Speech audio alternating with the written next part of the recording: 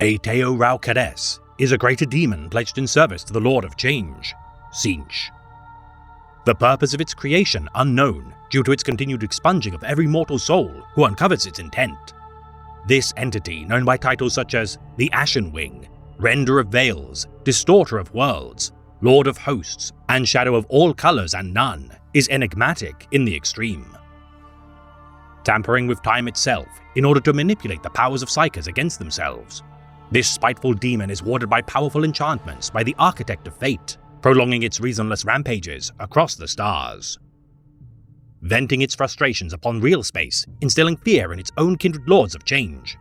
This reclusive creature heralds the impending mass insanity of entire worlds, wherever it is summoned. Scholars of the Ordo Malleus believing Tzeentch to have intentionally eroded its mental faculties over time, exacerbating its bitter hatred. To bring forth this demon lord is to ensure the destruction of entire worlds, attempted only by the most nihilistic chaos cults. This hateful creature, spelling doom of entire star systems should it be left to vent its frustrations.